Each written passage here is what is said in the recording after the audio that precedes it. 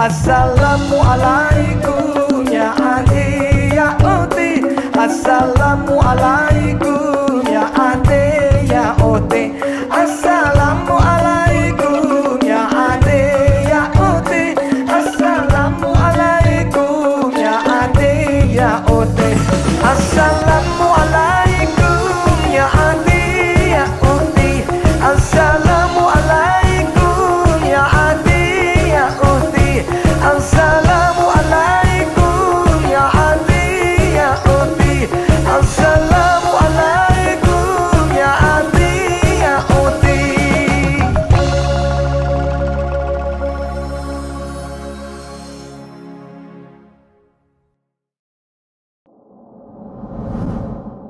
Assalamualaikum warahmatullahi wabarakatuh.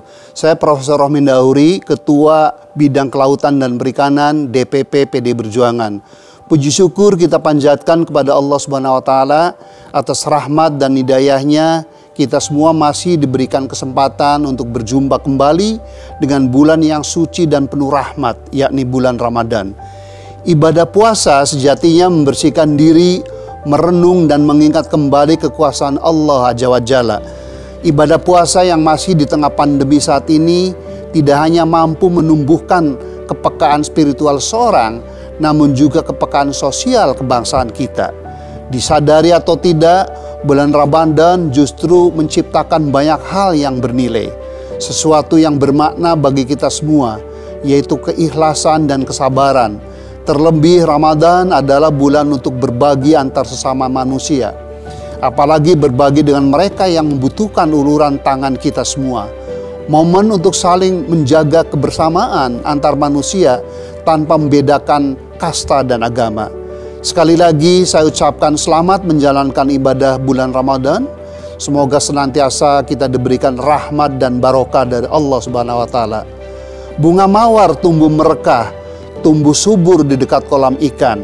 Ramadan ini penuh berkah, mari kita saling mengingatkan. Assalamualaikum warahmatullahi wabarakatuh. Merdeka!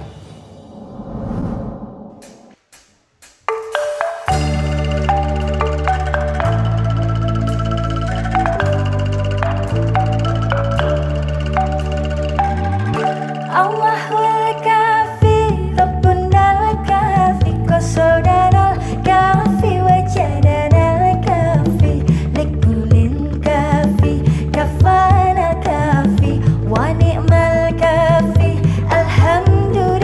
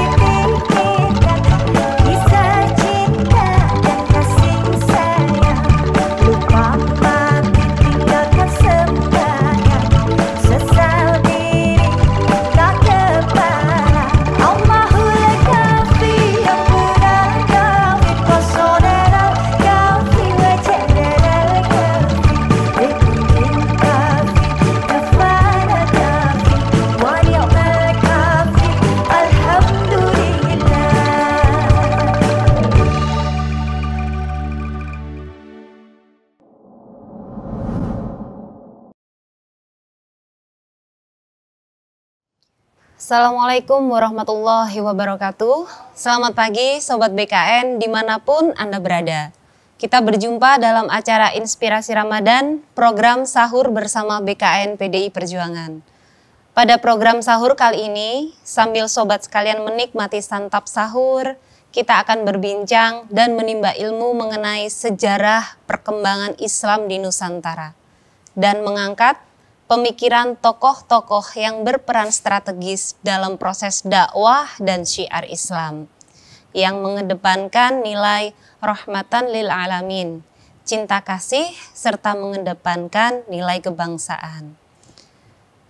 Pada episode kali ini, kita akan berbincang dan mengambil inspirasi dari seorang tokoh dan ulama yang memiliki relasi dengan tanah Sulawesi, khususnya Sulawesi Selatan, yaitu Syekh Yusuf Al-Makassari. Dan untuk membahas ini telah hadir bersama kita seorang cendekiawan Muslim Indonesia yang juga seorang peneliti Islam Nusantara, yaitu Kiai Muda Kiai Haji Ahmad Baso. Selamat pagi. Selamat pagi. Assalamualaikum warahmatullahi wabarakatuh. Waalaikumsalam warahmatullahi wabarakatuh Pak Yai. Ya, semoga sehat walafiat semua. Alhamdulillah. Semoga puasanya juga tambah kuat nih. Amin. Menikmati sajian tokoh-tokoh ulama kita. Amin. Bismillah, semoga tambah kuat Kiai. Kiai bagaimana? Amin, alhamdulillah, barakah semua. Masih lancar. Amin. Alhamdulillah, sama-sama lancar. Semoga Indonesia selalu dilancarkan semua umat muslim puasanya ya. Damai, aman, sentosa dan harmoni. Amin. Itu yang terpenting untuk Indonesia Kiai. Amin. Terima kasih. Terima kasih sudah berkenan hadir dalam program Inspirasi Sahur kita pada pagi hari ini Pak Kiai. Semoga pada pagi hari ini kita dapat banyak belajar dari sosok Syekh Yusuf Al-Makassar ini Pak Kiai. Sebelum memasuki obrolan kita terkait keteladanan Syekh Yusuf Makassar, mari kita saksikan terlebih dahulu cuplikan video profil Syekh Yusuf Al-Makassari berikut ini. Syekh Yusuf Al-Makassari. Syekh Yusuf bin Abdullah bin Abdul Mahazin At-Taji Al-Kholwati Al-Makassari merupakan sosok ulama Nusantara yang lahir 3 Juli tahun 1626 di Makassar, Sulawesi Selatan. Syekh Yusuf merupakan sosok ulama yang memiliki jaringan wilayah yang sangat luas dari Sulawesi Selatan, Banten, Arab, Sri Lanka, bahkan Afrika Selatan. Syekh Yusuf pernah ditangkap dan diasingkan ke Sri Lanka, bahkan Afrika Selatan. Namun demikian, namanya begitu masyhur di Afrika Selatan. Ia dianggap sebagai sesepuh penyebaran Islam di negara benua Afrika itu saat beliau diasingkan di sana pada kisaran tahun 1699 Masehi. Nelson Mandela yang saat itu masih menjabat menjadi Presiden Afrika Selatan menjulukinya sebagai salah seorang putra Afrika terbaik. Syekh Yusuf wafat pada tanggal 23 Mei tahun 1699 di usia 73 tahun. Jenazahnya sempat dikebumikan di Zandvoort, kini Makassar, kota kecil yang terletak di timur Cape Town. Berkat usaha Sultan Goa ke-19, jasad Syekh Yusuf bisa dimakamkan ulang di Goa. Di antara guru-guru Syekh Yusuf Al-Makassari yaitu Syekh Nuruddin Al-Ramiri, Syekh Burhanuddin Ibrahim, Syekh Abdul Rauf Singkil, Syekh Ayub Ad-Dimsyaki. Kontribusi beliau menjadikan Banten sebagai salah satu pusat studi keagamaan. Beliau juga mengharumkan nama Nusantara karena pengaruh ajarannya selain di Nusantara juga sampai ke Afrika. Beliau juga merupakan seorang pahlawan nasional Indonesia yang mampu memompa semangat perjuangan rakyat. Sobat BKN sekalian dimanapun berada, kembali lagi bersama kami dalam episode Inspirasi Keteladanan Syekh Yusuf Makassar bersama Kiai Haji Ahmad Baso. Kiai, Ya. banyak sekali yang ingin saya tanyakan sebetulnya. Mendapatkan keteladanan dari seorang syekh dari wilayah timur, dari wilayah Makassar, yang mungkin notabene akan kita pelajari oleh kami yang berada di bumi Jawa. Ya. Mohon petunjuk Kiai. Ya, Syekh Yusuf Al-Makassar ini, Al-Maghfurlah, adalah seorang ulama yang bukan sekedar yang kita kenal sebagai ulama pada umumnya, tapi juga beliau adalah pejuang, seorang patriot yang membela bangsa dan negaranya melawan penjajahan Belanda. Segenap hidup beliau diabdikan untuk kepentingan itu. Sejak beliau lahir itu di daerah Makassar, itu waktu itu kan Makassar sedang menghadapi persoalan VOC yang ingin menguasai monopoli perdagangan di Indonesia Timur. Nah, itu juga beliau menghadapi hal itu, kemudian juga dengan perasaan getir beliau meninggalkan negerinya ke Mekah, belajar, mencari ilmu di negeri Hadramaut, kemudian juga ke Yaman, ke India, kemudian juga ke Mekah dan Madinah, mencari ilmu, dan sampai 35 guru yang beliau dapatkan, tempat beliau mengambil ilmu agama dalam berbagai disiplin. Sehingga beliau dikenal sebagai seorang alim yang mumpuni, dikenal sebagai alim alama, sampai disebut sebagai tokoh tarekat terkenal di dunia Islam, yakni tarekat, ada beberapa tarekat yang beliau jadi tokoh di sana sebagai mursyid, tarekat Qadiriyah, Syatariyah, kemudian Samaniyah, kemudian Khalwatiyah.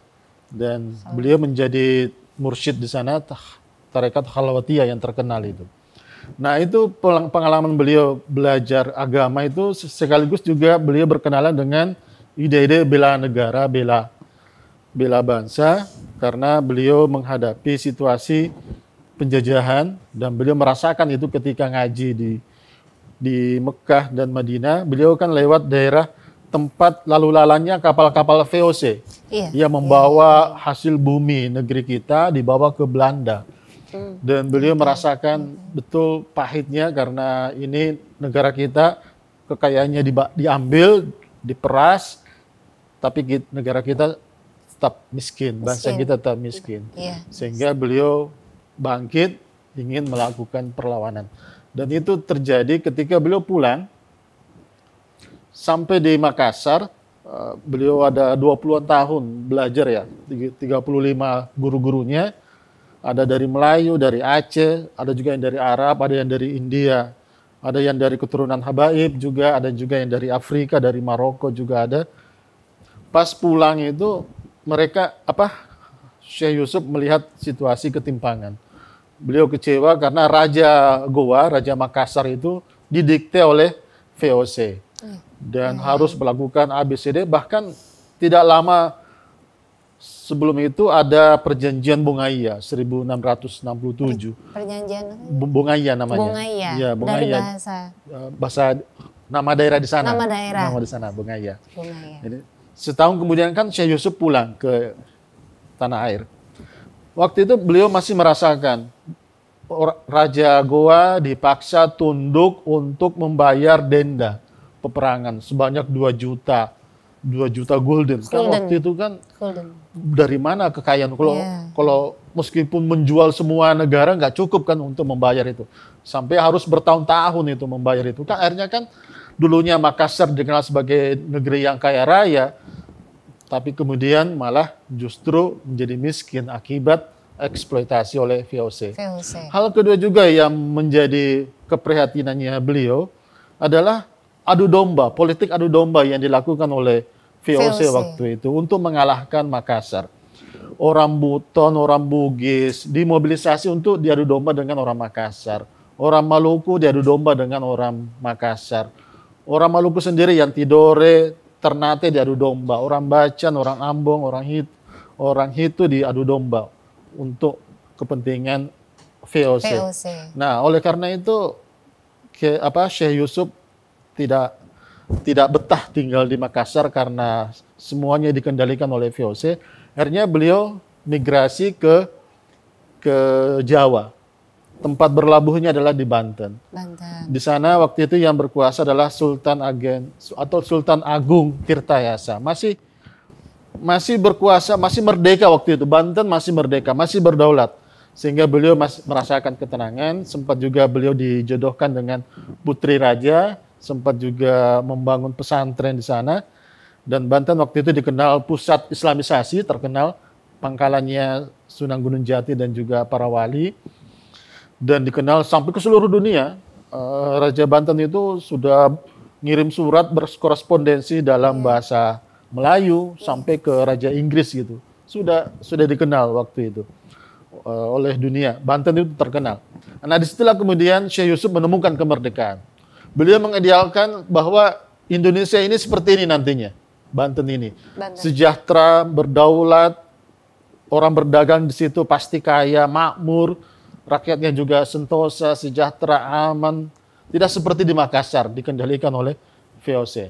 Nah, lama-kelamaan ternyata VOC juga iri dengan situasi Banten ini, yang makmur ini. Akhirnya kan diserang. Diadu domba lagi antara dengan orang tua dengan anak. Sultan Ageng punya anak namanya Sultan Haji. Nah, diadulah bahwa Sultan Haji diiming-imingi untuk kekuasaan, menggantikan bapaknya. Maka dibujuklah supaya memberontak melawan bapaknya ini. Akhirnya terjadilah perang. Akhirnya setelah kemudian Syekh Yusuf merasa, kok bangsa kami gampang banget diadu domba gitu. Iya. Artinya apa? Ini perlu ada lagi militansi beragama dan patriotisme. Itulah kemudian beliau ajarkan, semangat bela negara tidak akan bisa tanpa bela agama. Bela agama tidak cukup hanya bela agama, harus lanjut ke bela negara dan bela bangsa. Itu yang kemudian beliau tanamkan di mana-mana kepada muridnya. Dan ternyata puluhan tahun beliau berjuang. Meskipun Raja Sultan Ageng itu ditangkap, beliau terus lanjut berjuang. Nah, sampai akhirnya beliau kalah dalam satu peperangan di daerah Tasikmalaya. Beliau sampai ke Tasikmalaya, jaringannya sampai ke Tasikmalaya. Di sana ada jaringan tarekat juga, pesantren Karang namanya kan, di Pamijahan di sana. Dan disitulah beliau membangun pangkalan, membangun basis setelah Banten dikuasai oleh Sultan Haji dan VOC. Beliau kemudian membangun pangkalan di Tasikmalaya. Waktu itu namanya masih Sukapura ya. Dan ternyata beliau juga kalah di situ oleh pasukan VOC. Akhirnya beliau ditangkap tahun 1680-an dan divonis hukuman mati. Tapi kemudian banyak yang protes, tidak bisa seperti itu. Tidak diterima. Banyak yang tidak suka kan dengan keputusan itu. Akhirnya VOC kemudian membatalkan keputusan itu. Yang ada adalah hukuman buang, pengasingan. Akhirnya Syekh Yusuf diasingkan di tempat yang jauh dulu, yang jauh dari Nusantara, dari Indonesia ke Thailand, ke Sri Lanka. Dan di sana sampai beberapa tahun. Beliau dibuang di sana tahun 1683. Kemudian juga ternyata juga di sana itu lagi semangat patriotismenya Syekh Yusuf juga masih menyala-nyala, mengkader orang-orang Melayu. Waktu itu banyak orang Melayu di sana. Dan Thailand waktu itu pernah menjadi pangkalan Islamisasi oleh para wali, pernah menjadi pangkalan Islamisasi, dan juga menjadi tempat pembuangan para budak-budak Melayu. Jadi kalau ada budak-budak itu semua dibawa ke sana sebagai penampungan ke Sri Lanka. Jadi kebanyakan di sana berbahasa Melayu jadinya kan. Dan sampai sekarang masih ada jejak-jejaknya, ada naskah-naskahnya di sana yang berbahasa Melayu. Dan disitulah kemudian Syekh Yusuf mengajarkan patriotisme sekaligus belajar agama, mengajarkan agama kepada orang-orang Melayu di Sri Lanka. Nah, VOC juga melihat ancaman, bahaya ini kalau berkembang terus ini. Sri Lanka bisa memberontak besar, ini. Bisa besar dan memberontak kepada Belanda. Waktu itu koloninya Belanda kan ada di situ. Wah, bahaya ini. Oleh karena itu dipindahkanlah Syekh Yusuf kembali ke Cape Town, Afrika Selatan. Yang juga merupakan salah satu koloni Belanda juga di situ. Dan akhirnya disitulah beliau sampai kemudian wafat tahun 1699. Tapi warisannya sangat dahsyat. Karena keteladanan yang beliau tanamkan bukan sekedar semangat religiusitas yang tinggi, tapi juga semangat nasionalisme dan patriotisme. Mulai dari Makassar, Banten, Tasikmalaya, Jawa Barat, sampai kemudian ke Sri Lanka, sampai kemudian di Afrika Selatan, membangun kembali di Cape Town itu, membangun lagi kembali ini basis perjuangan. Dan ternyata itulah yang dibaca, diamalkan oleh bangsa kita bahwa Syekh Yusuf ini adalah seorang patriot sejati. Dan itulah sebabnya pemerintah waktu pemerintahannya SBY, Oh, SBY. ya, menganugerahkan gelar pahlawan nasional kepada beliau. Dan memang sangat-sangat kuat ya tradisi beliau menanamkan ini, semangat nasionalisme ini. Dan sangat banyak murid-muridnya yang melanjutkan perjuangan beliau, yang di Banten, yang di Makassar.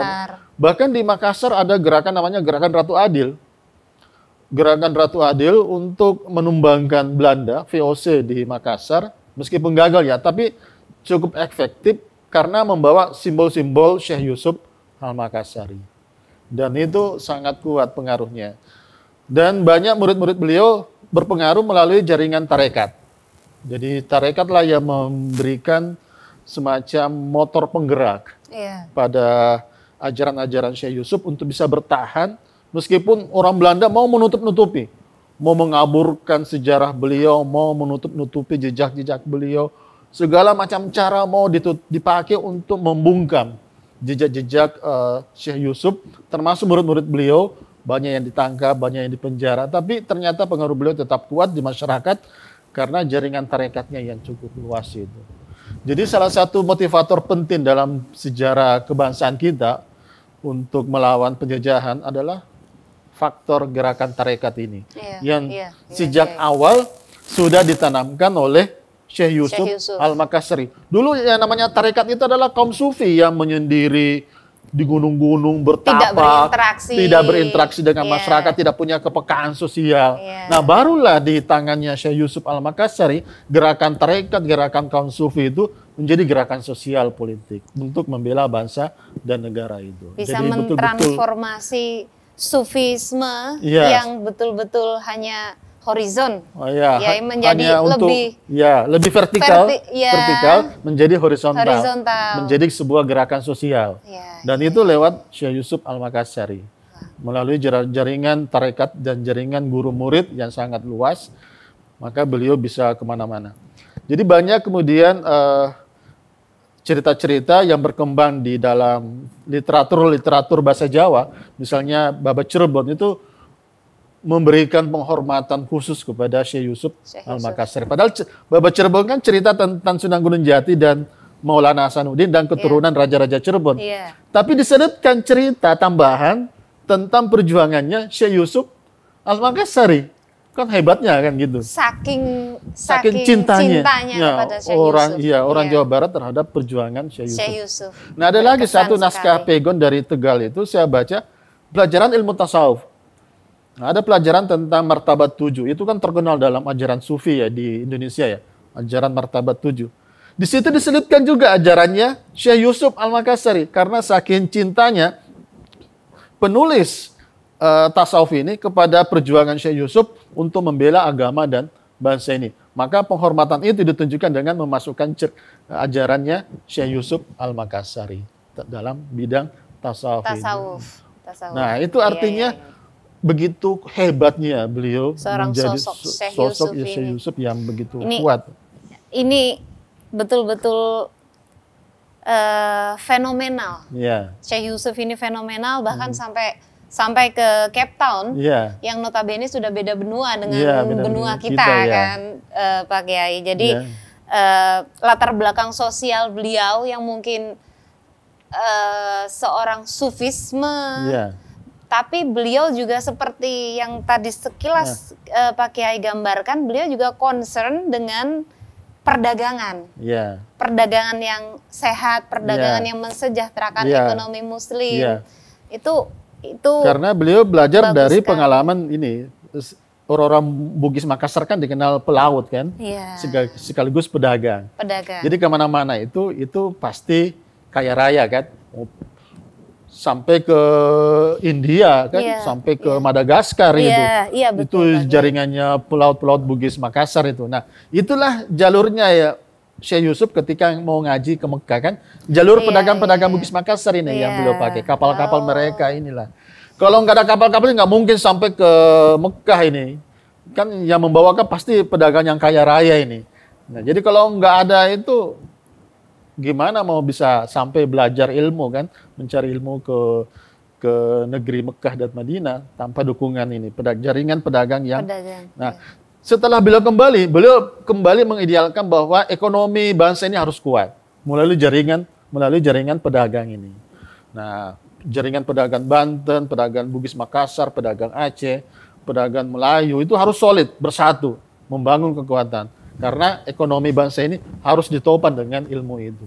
Maka beliau kemudian mengajarkan itu di Banten. Makanya Banten itu berdaulat. Jadi orang Banten itu sangat hebat karena pedagang dari luar pun harus ikut transaksi model Nusantara. Apa itu? Transaksi bagi hasil modelnya. Bukan model kapitalis, tapi ada pedagang dari Denmark, ada pedagang dari Inggris, dari beberapa negara. Belanda nggak mau karena maunya monopoli kan? Nggak mau. Kata orang Banten kalau nggak mau ya udah. Kita jual minggir, ke yang lain kita saja. yang lain aja. Nah itu yang kemudian membuat VOC itu jadi iri. Karena kenapa Inggris dilayanin, Denmark dilayanin, bangsa-bangsa lain dilayanin, sementara kami ini tidak. Padahal kami ini punya ini juga kan, punya kekuatan. Nah itu yang kemudian membuat terjadi perang kan antara Banten dengan itu. Nah itu adalah ilmunya Syekh Yusuf itu, ilmu perdagangan yang berdaulat, ekonomi yang berdaulat itu. Itu yang kemudian menjadi masuk ke dalam pasal 33 konstitusi kita itu. Perekonomian disusun sebagai usaha bersama berdasarkan atas asas kekeluargaan. Nah, itu yang tidak dikenal oleh VOC waktu itu. Keagungan nama seorang tokoh Syekh Yusuf ini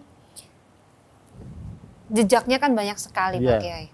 Namanya beliau banyak sekali. Yang disebutkan Pak Kiai saja sudah Makassar, Yaman, Hadramaut, Jawa, Aceh, terutama Banten, Aceh, Melayu, Sri Lanka, Cape Town. Dan ini satu sosok yang samakah? Memang betul Pak Kiai? Ya, satu sosok hebat yang mampu membangun jaringan lintas benua. Lintas benua. Itu yang menjadi sebuah keteladanan yang jarang dimiliki oleh seorang ulama mumpuni. Ini ulama loh ya, bukan politisi ya, tapi ulama. Tapi bisa menggerakkan para politisi, menggerakkan para ekonom, para juragan, para pedagang kita. Umat pun juga bisa digerakkan. Untuk kepentingan apa? Untuk kepentingan soliditas dan solidaritas bangsa kita, ya kan?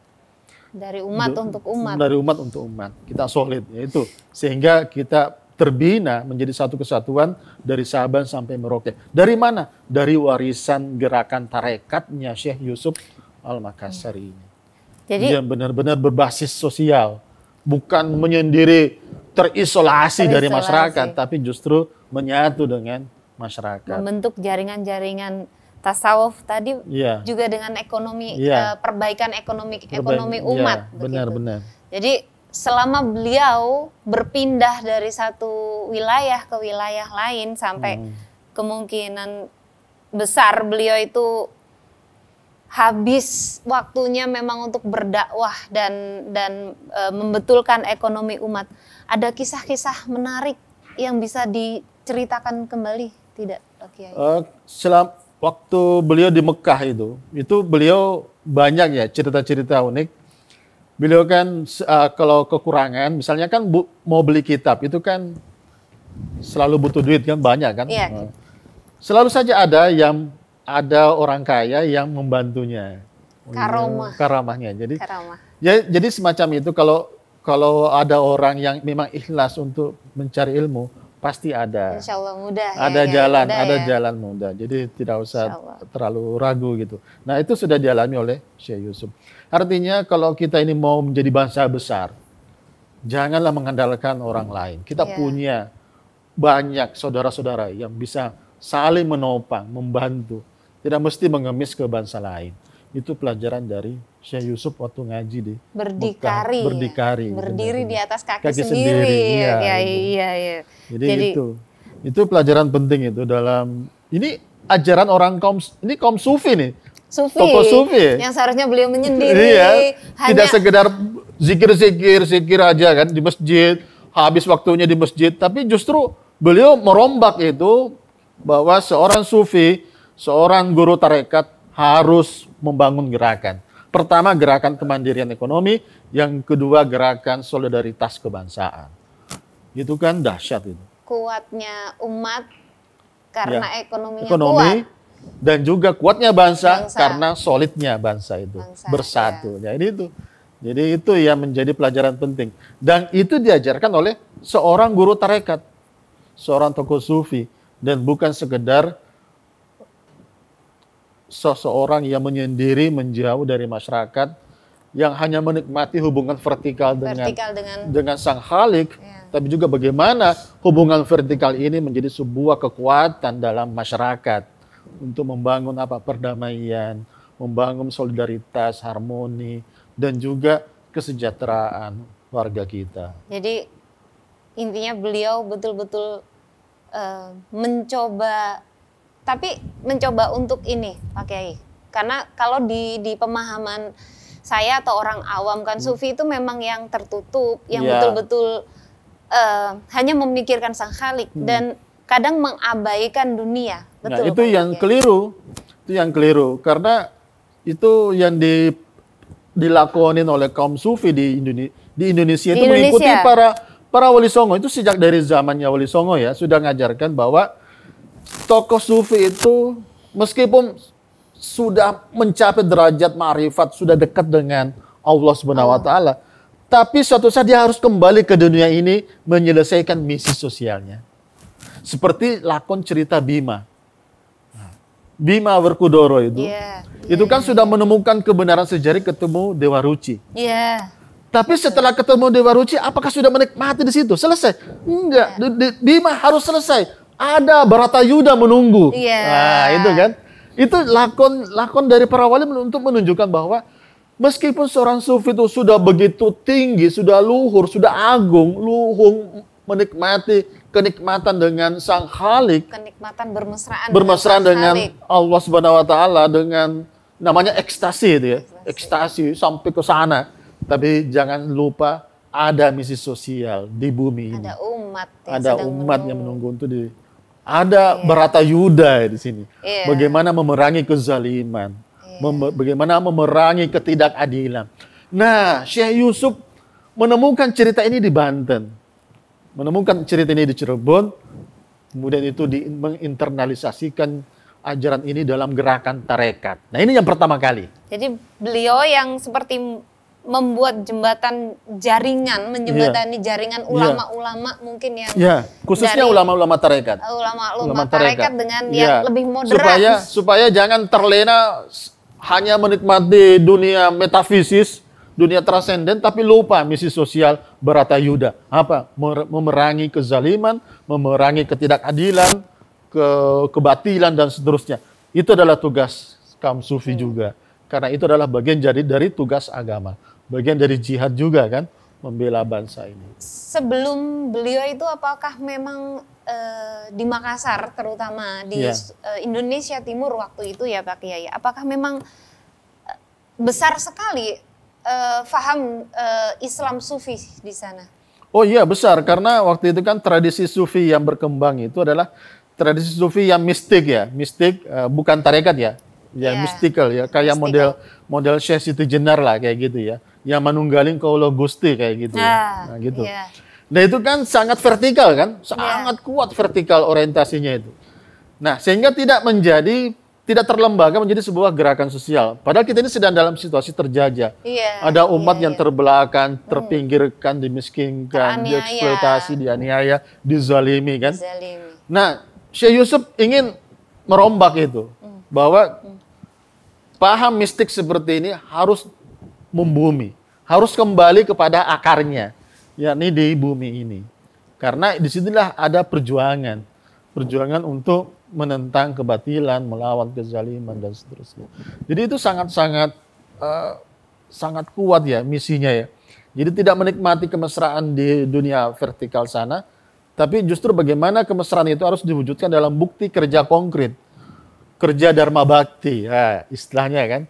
Ini sangat kuat dalam bahasanya. Kerja untuk rakyat. Iya, jadi bahasanya Bung Karno, Ampera, amanah penderitaan rakyat. Itu. Iya, iya. Jadi ampera itu adalah bahasa kaum sufi itu Ampera. untuk mengamalkan ajaran-ajaran kesufian yang transenden Iya. menjadi sesuatu yang membumi di tanah air kita ini. Menyentuh bumi bersama rakyat. Bersama rakyat, Bersama menjalankan rakyat. amanah penderitaan rakyat. Kalau menurut Pak Kiai, beliau teladan apa yang bisa kita ambil dari beliau, terutama untuk saat sekarang ini Pak Kiai, saat-saat milenial mungkin seperti saya ini sekarang sedang dalam proses mencari tauladan, proses mencari bisa dibilang bagaimana ke depannya jati diri kita sebagai pribadi atau sebagai bangsa. Kira-kira dari beliau ini apa yang bisa kita teladani, Pak Kiai? Pertama, beliau memberikan pelajaran kepada kita dalam mempelajari agama harus banyak guru. Banyak guru. Banyak guru. banyak Jangan guru. makin banyak guru makin bagus. Banyak Dan guru. jelas sanad atau sumbernya. Itu Pak Kiai. Kalau dari Google? Iya, dari Atau Google dari itu enggak YouTube? itu. Ya, itu juga enggak jamin. Kalau Nggak dari menjamin. WA Group bagaimana Pak Kiai? Lebih parah lagi itu karena sumbernya enggak jelas. Banyak yang soalnya. hoax, banyak hoax. Saya banyak soalnya dapat Pak Kiai dari WA Group, saya buka gitu kan. Iya. Jadi Mestinya harus jelas gurunya gitu. Karena ada kepastian jaminan bahwa benar-benar kita ini beragama secara otentik. Artinya beragama secara otentik, kita mengerti penghayatannya. Tidak sekedar verbalisme. Tidak sekedar koar-koar. Tapi ada amal, laku. Ada laku. Ada laku yang harus ditunjukkan. Apa? Laku amal soleh. Kan? amal soleh. Orang beragama itu makin tinggi amal solehnya. Apa salah satu karakter orang beragama kalau beramal soleh? Bagaimana membangun kedamaian. Menciptakan kemaslahatan, kedamaian, ketentraman, harmoni. Iya, iya. Tidak bikin rusuh kan. Kalau ada orang dizalimi, ayo kita tolong orang itu. Ada orang mendapatkan ketidakadilan, ayo kita bela. Itu kan Jadi- membangun kepekaan sosial. Meskipun orang itu tinggi agamanya, tinggi laku batinnya. Tapi laku batin itu tidak cukup hanya sekedar internal pribadi. Harus menyebar. Seperti beliau tadi, Iya, menarik diri iya. kembali, membumi Iya, kembali. harus begitu, bagaimana Kiai. seperti Bima itu Iya. kembali ke bumi. Gitu. Iya, Artinya membumi kita harus kembali. menjadi bagian dari kehidupan sosial itu. Nah Jadi, itulah. Apa tadi Kiai? Ya. Banyak guru. Banyak Nah, guru, insya ya. Allah ini Yang teman-teman Amal- BKN, ayo kita perbanyak guru, Ya, amal perbanyak sosial. ngaji. Nah, yang kedua amal sosial. Artinya ada kepekaan. Makin tinggi religiositas seseorang, makin tinggi juga amal sosialnya. Atau dharma baktinya bagi orang lain, bagi sesama. Nah itu yang harus ditunjukkan dari orang-orang yang beragama itu. Amal Nah yang sosial. ketiga juga adalah patriotisme, bela negara, bela bangsa. Ada satu semangat yang ditanamkan oleh Syekh Yusuf Al-Makassari lewat gerakan tarekat. Pertama adalah kemandirian ekonomi.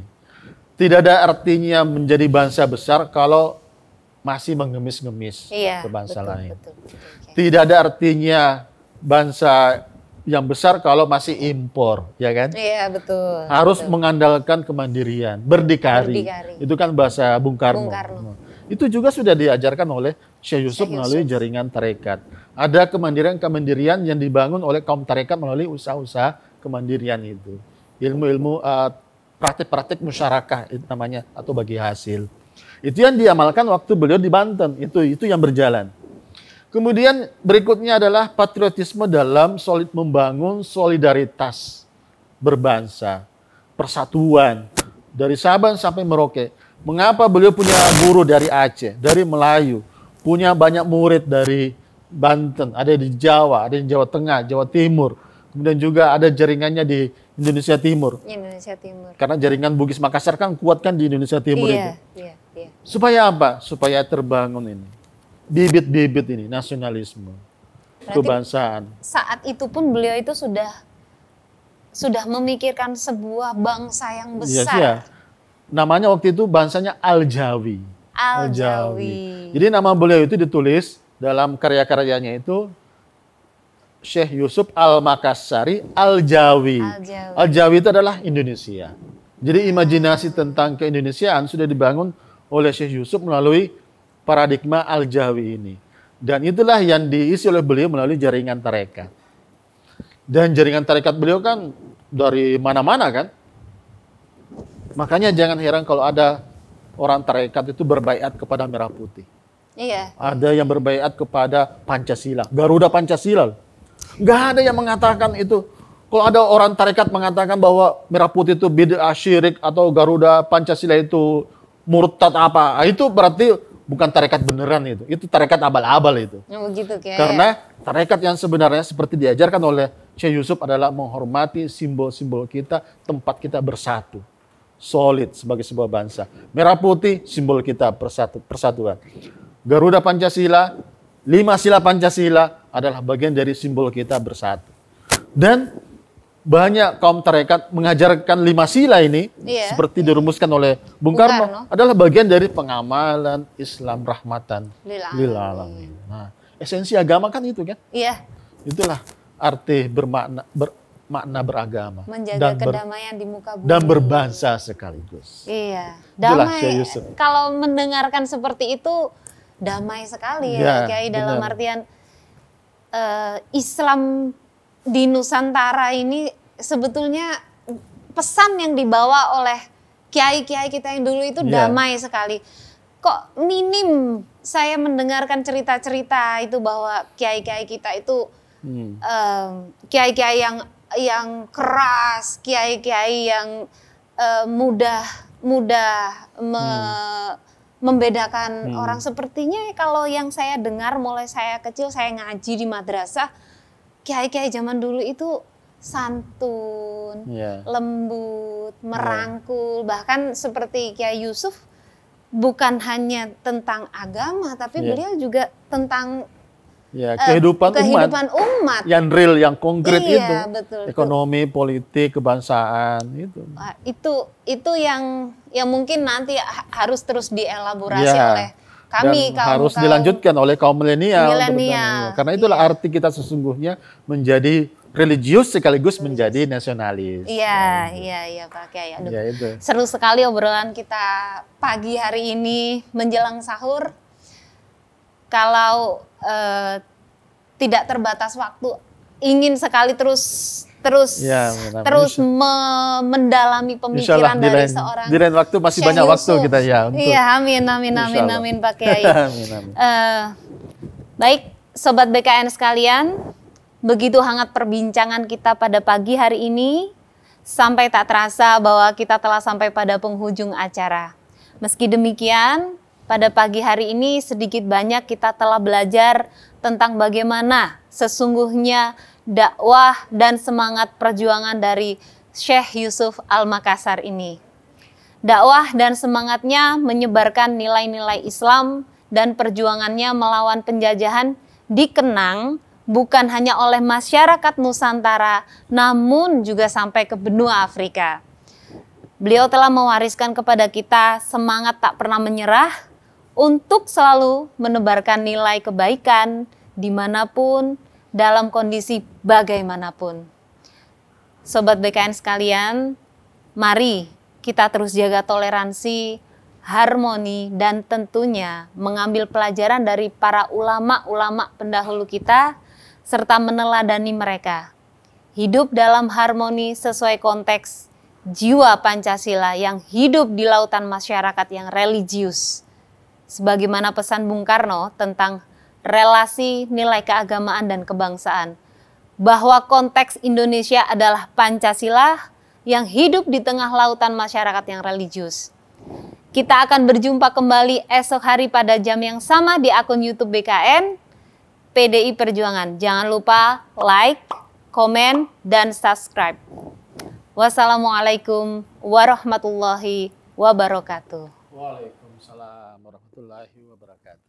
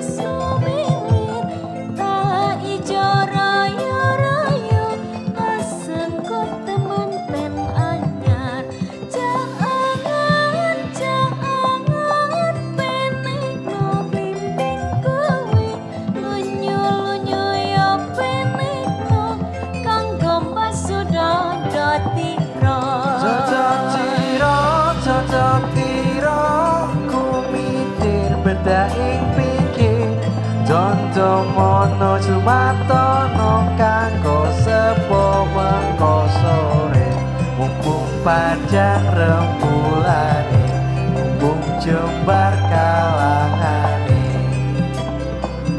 yo sora oh sora